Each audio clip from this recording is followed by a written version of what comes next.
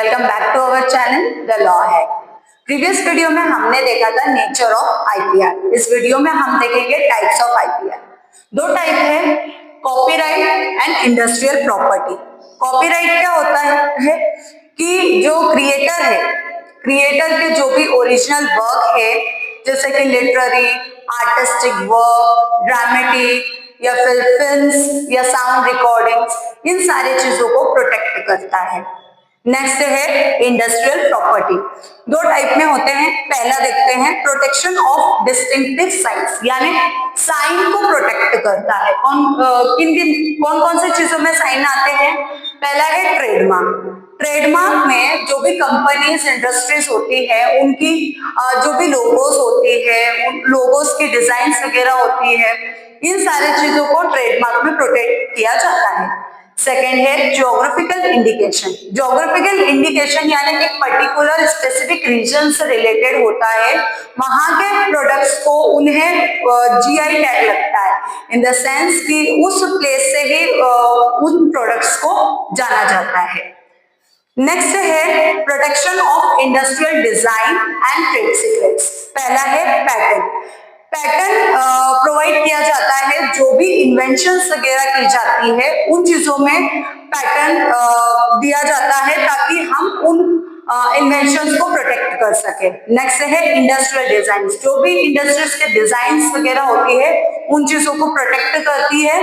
और नेक्स्ट है trade secret. Trade secret यानी कि कंपनीज की जो भी सीक्रेट यानी मार्केटिंग स्ट्रेटेजीज वगैरह जो होती है, ये चीजें हम आगे डिटेल में जानेंगे ट्रेड सीक्रेट्स क्या होती है। कॉपीराइट के बारे में पहला है मीनिंग देखेंगे हम। It is a legal right granted to the creators of original work including literacy, dramatic, musical and artistic work as well as cinematograph films and sound recording. ये क्या है? एक तरह से लीगल राइट दिया गया है किसको? क्रिएटर को। किस चीज के लिए? उसके ओरिजिनल वर्क पर, यानी कि एक तरह से प्रोटेक्शन प्रोवाइड किया गया है उसके ओरिजिनल वर्क के लिए। कौन कौन से? ये सारे work, literacy, dramatic, musical, artistic work, cinematograph, film, sound recordings पर, ताकि कोई भी पर्सन उसे यूज ना कर सके इलीगल वे में। नेक्स्ट है प्रोटेक्ट्स। क्या करता है ये? प्रोटेक्ट करता है एक्सप्रेशन ऑफ आइडिया को, ना ही आइडिया को इटसेल्फ। यानी कि फॉर एग्जांपल, हम एग्जांपल से समझते हैं कि ये क्या एक तरह से स्पेसिफिक सॉन्ग को प्रोटेक्ट कर रहा है। ठीक है, अब जो हमारा कंसेप्ट है कि हमें सॉन्ग बनाना है, तो सॉन्ग बनाना दूसरे लोग भी बना सकते हैं, लेकिन हर एक सॉन्ग को कॉपीराइट करवाया जाता है ताकि उस स्पेसिफिक सॉन्ग को कोई यूज ना कर सके। ठीक है। नेक्स्ट है लॉ। इससे रिलेटेड है लॉ है जो कि हमें प्रोटेक्ट करता है, कॉपीराइट एक्ट 1957, और इसे अमेंड किया गया है 2012 में। अब देखते हैं registration. Protected when a work is created in a tangible form. जब भी एक वर्क क्रिएट हो चुका है टेंजिबल फॉर्म में, तो वो प्रोटेक्टेड रहेगा। यहाँ पर जब अगर हम रजिस्ट्रेशन करवाते हैं तो उसे एडिशनल बेनिफिट प्रोवाइड होता है, जैसे कि पब्लिक रिकॉर्ड, यानी कि वो कॉपीराइटेड है तो पब्लिक रिकॉर्ड पर ऑलरेडी वो रिकॉर्डेड है। सेकेंडली है ability to sue for the infringement. जो क्रिएट किया गया है, अगर आप उसे इंफ्रिंज करते हो तो क्रिएटर के पास ये राइट है कि वो सू कर सकता है इंफ्रिंजमेंट के लिए। अब हम देखते हैं ड्यूरेशन। तो ऑथर की जो लाइफ टाइम तक प्रोटेक्टेड रहेगा, कॉपीराइटेड रहेगा उसके वर्क के लिए, प्लस स्पेसिफाइड पीरियड यानी कि 60 इयर्स जो ऑथर की लाइफ टाइम है, प्लस उसके डेथ के बाद 60 इयर्स और ऐड हो जाएगी उसके बाद, तो तब तक उसका जो वर्क है वो प्रोटेक्टेड रहेगा। ठीक है। नेक्स्ट हम देखते हैं इंटरनेशनल ट्रीटीज। तो जो इंडिया है इंटरनेशनल ट्रीटीज का मेंबर है, और ये protection of a copyrighted work in other member countries, यानी अगर दूसरे कंट्रीज के कोई मेंबर अगर हमारे इंडिया में जो वर्क है उसे अगर कॉपी करते हैं तो उस चीज से भी उसे प्रोटेक्ट किया जाता है। Fair use, limited use of copyrighted material for the purpose such as news reporting, education, यानी कि जो कॉपीराइटेड मटेरियल है आप उसे फेयरली यूज कर सकते हो, लिमिटेड यूज कर सकते हो। किन चीजों में? न्यूज रिपोर्टिंग में, एजुकेशन में। इंडस्ट्रियल प्रॉपर्टी क्या होता है? ये एक तरह का ब्रांच है इंटेलेक्चुअल प्रॉपर्टी का, जो कि प्रोटेक्ट किया जाता है किस चीज के लिए? क्रिएशन ऑफ माइंड, जो कि यूज किया जा रहा है किस कॉन्टेक्स्ट में? इंडस्ट्रियल या फिर कमर्शियल कॉन्टेक्स्ट में। मतलब इंडस्ट्रियल प्रॉपर्टी को भी आईपीआर में उसके क्रिएशन ऑफ माइंड के लिए प्रोटेक्ट किया जाता है।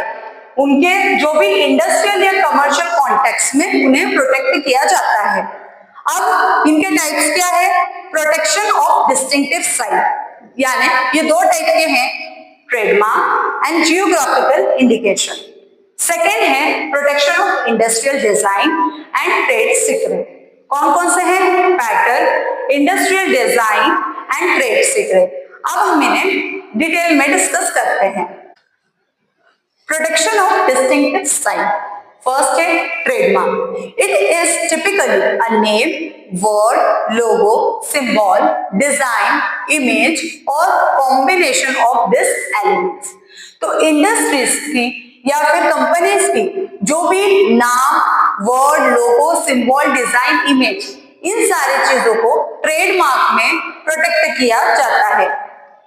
एग्जाम्पल के थ्रू हम देखते हैं वर्ड मार्क, कोको कोला और गूगल, इन दोनों का वर्ड मार्क जो है, यानी जो वर्ड है बहुत यूनिक है, तो इन वर्ड्स को ट्रेडमार्क में रजिस्टर्ड करवाया गया है। नेक्स्ट है डिजाइन मार्क। तो मैकडॉनल्ड, एप्पल लोगो, इन दोनों को डिजाइन मार्क में रजिस्टर करवाया गया है। और कॉम्बिनेशन मार्क, बर्गर किंग, तो बर्गर किंग में दो चीजों को इसमें साथ में रजिस्टर करवाया, तभी ये कॉम्बिनेशन मार्क है।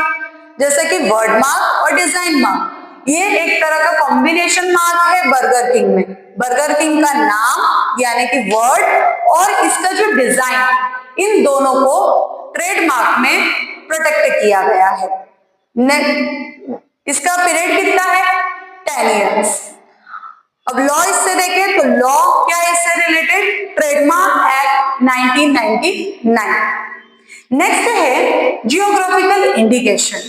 तो जियोग्राफिकल इंडिकेशन क्या होता है? ये एक तरह का साइन होता है जो कि यूज किया जाता है उन प्रोडक्ट्स पर जो कि किस चीज से रिलेटेड है? एक स्पेसिफिक जियोग्राफिकल ओरिजिन से रिलेटेड है। और उनमें क्या चीजें सजेस्ट करती है? क्वालिटीज, रेप्यूटेशन, उस पर्टिकुलर ओरिजिन से रिलेटेड। मतलब कि हम एग्जांपल से देखें, जैसे कि एमपी है, एमपी में रतलामी सेव, तो जो रतलामी सेव है एमपी उसका ओरिजिन है। अब इस ओरिजिन से रतलामी सेव को जाना जाता है, उसकी क्वालिटीज, उसकी जो भी रेप्यूटेशन है, उसकी टेस्ट, उन सारी चीजों से एमपी के थ्रू उसे जाना जाता है, तो उस पर जीआई टैग लगता है। नेक्स्ट है वेस्ट बंगाल में दार्जिलिंग टी, नागपुर में नागपुर ऑरेंज। अब इसे कितना टाइम पीरियड दिया जाता है? 10 इयर्स दिया जाता है प्रोटेक्शन के लिए। लॉ, जीआई से रिलेटेड लॉ कौन से हैं? तो geographical indication of goods registration and protection act 1999। तो इससे रिलेटेड ये लॉ प्रोवाइड किया गया है, जीआई टैग लगाई जाती है ताकि कोई और पर्सन उनकी राइट को, उनके प्रोडक्ट्स को कोई इन्फ्रिंज ना कर सके, कोई यूज ना कर सके। Protection of industrial design and trade secret. First है patent. It is granted for the invention which is a new product or a process। यानी कि जो भी नए प्रोडक्ट होते हैं या फिर नए प्रोसेस के थ्रू अगर कोई इन्वेंशन किया जा रहा है, नए प्रोडक्ट बनाए जा रहे हैं, तो उन्हें पैटर्न में प्रोटेक्ट किए जाते हैं। जैसे कि the light bulb, Thomas Edison ने इन्होंने इसे इन्वेंट किया था, तो लाइट बल्ब को पैटर्न के थ्रू प्रोटेक्ट किया जाता है। The telephone, Alexander Graham Bell, इन्होंने इन्वेंट किया था टेलीफोन को पैटर्न से प्रोटेक्टेड किया जाता है।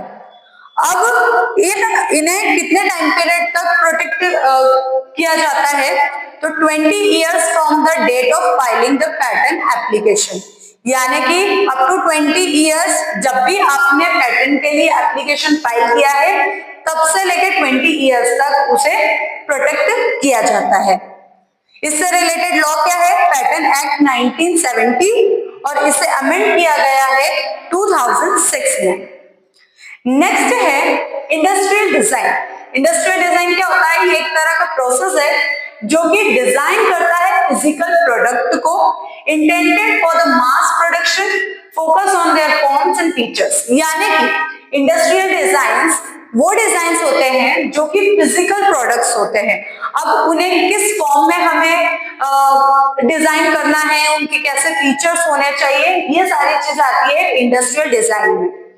एग्जाम्पल के थ्रू देखते हैं, इलेक्ट्रॉनिक एंड स्मार्ट अप्लायंसेस, जो भी इलेक्ट्रॉनिक अप्लायंसेस वगैरह होती है उनकी किस तरह से फॉर्म है, फीचर है, उन्हें इंडस्ट्रियल डिजाइन में प्रोटेक्ट किया जाता है।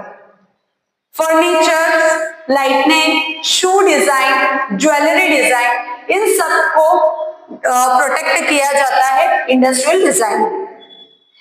अब इसका पीरियड कितना होता है, तो 10 years from the date of registration, जब भी रजिस्ट्रेशन हुआ है उसके बाद से 10 साल तक ये टाइम पीरियड तक प्रोटेक्ट करता है।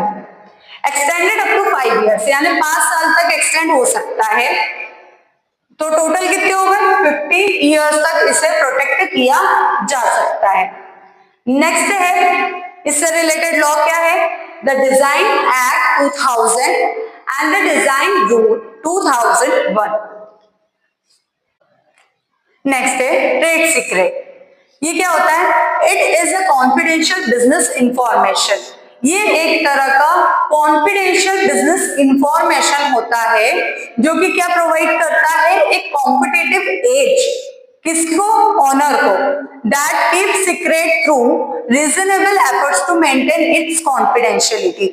यानी कि बिजनेस या इंडस्ट्रीज में ऐसे ट्रेड सीक्रेट्स रखे जाते हैं जिससे कि जो बिजनेस के इंफॉर्मेशंस है उन्हें लीक नहीं किया जाता है, ये उनके प्रोडक्ट्स को और भी हाई लेवल पर पहुंचाती है।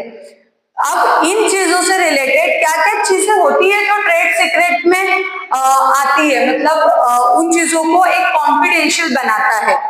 जैसे कि फॉर्मूलाज, तो उनके जो भी प्रोडक्ट्स बनाए गए हैं किस फॉर्मूलाज से बनाए गए हैं, कस्टमर लिस्ट, यानी कि कैसे कैसे कस्टमर है, उनके क्या प्रेफरेंस है, क्या टेस्ट है, ये सारी चीजों की लिस्ट होती है उनके पास। मैन्युफैक्चरिंग प्रोसेस, जो भी वो प्रोडक्ट बना रहे हैं वो पूरा डिटेल इंफॉर्मेशन उनको बताना नहीं होता है कि वो क्या यूज कर रहे हैं उनके प्रोसेस मैन्युफैक्चरिंग प्रोसेसेस में।